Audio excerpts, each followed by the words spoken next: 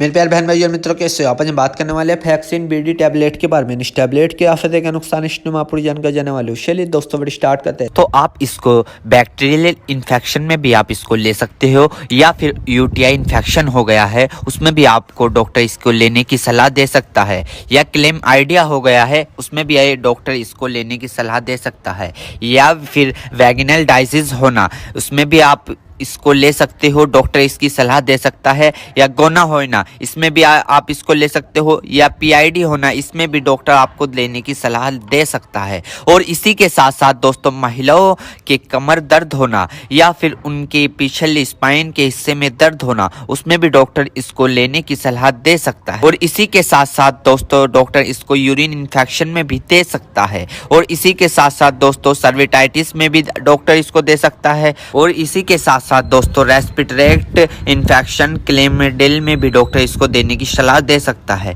या फिर निमोनिया हो गया हो उसमें भी डॉक्टर इसको सलाह देने की दे सकता है। और इसी के साथ साथ जुखाम हो गया हो उसमें भी डॉक्टर इसको लेने की सलाह दे सकता है, या गोनोकोया लंग्स इन्फेक्शन हो गए हो उसमें भी डॉक्टर इसको लेने की सलाह दे सकता है। और इसी के साथ साथ दोस्तों सर्विटाइटिस लंग्स यानी कि सूजन आ जाना, फेफड़ों पर सूजन आ जाना, पानी आ जाना, पस भर जाना उसमें भी डॉक्टर इसको देने की सलाह दे सकता है, या निमोनिया हो जाना उसमें भी डॉक्टर इसको देने की सलाह दे सकता है, या बुखार हो जाना, टाइफाइड बुखार हो जाना, बुखार बार बार उतरना बार बार चढ़ना उसमें भी डॉक्टर इसको देने की सलाह दे सकता है, या ब्रोंकाइटिस हो जाना, खांसी हो जाना, हार्ट अटैक कम हो जाना इसमें भी डॉक्टर इसको देने की सलाह दे सकता है, टाइफाइड ज़्यादा हो जाना इसमें भी डॉक्टर इसको देने की सलाह दे सकता है। और इसी के साथ साथ छाती में पेन हो जाना यानी कि छाती में खांसते वक्त पेन होना उसमें भी डॉक्टर इसको देने की सलाह दे सकता है, या बुखार के कारण छाती में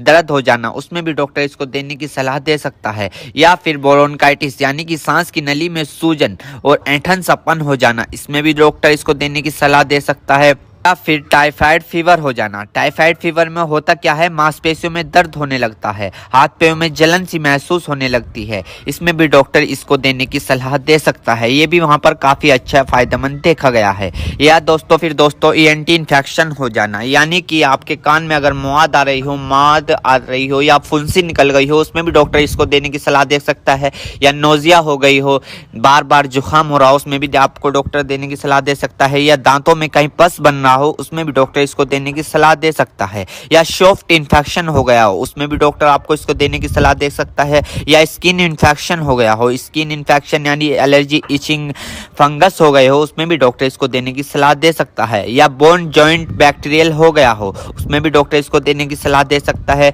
या टॉन्सिल हो गए हो। आपने कई बार देखा होगा ज़्यादा नज़ला होने के कारण या गले में खराश होने के कारण कभी कभार आपके टॉन्सिल होने लगते हैं उसमें भी ये काफ़ी फायदेमंद सामने देखने को मिला है। और इसी के साथ साथ आई इन्फेक्शन हो जाना या फिर आई फ्लू जो अभी पीछे चला था वो हो जाना उसमें भी डॉक्टर इसको देने की सलाह दे सकता है, या चोट लग जाना, इंजरी हो जाना, इंजरी यानी कि चोट लग गई हो, कहीं से जख्म हो गया हो, टांके नहीं सूख रहे हो उसमें भी डॉक्टर इसको देने की सलाह दे सकता है। दोस्तों अर्थराइटिस जॉइंट सूजन होना यानी कि जब अर्थराइटिस होता है उनमें सूजन आ जाती है उसमें भी डॉक्टर इसको देने की सलाह दे सकता है। और इसी के साथ साथ स्किन इन्फेक्शन हो जाना, छोटे छोटे टिक के इन्फेक्शन हो जाना उसमें भी डॉक्टर इसको देने की सलाह दे सकता है, या फिर आईवी इंजेक्शन लगाया हो, कैनुला लगाया हो, कैनुला निकालने के बाद उसका काम कंप्लीट होने के बाद वहां पर सूजन आ गई हो उसमें भी डॉक्टर इसको देने की सलाह दे सकता है, या फिर इंजरी हो जाना, हार्ड इंजरी हो जाना उसमें भी डॉक्टर इसको देने की सलाह दे सकता है, या फिर ऑपरेशन के बाद टांके कटने के बाद वहां पर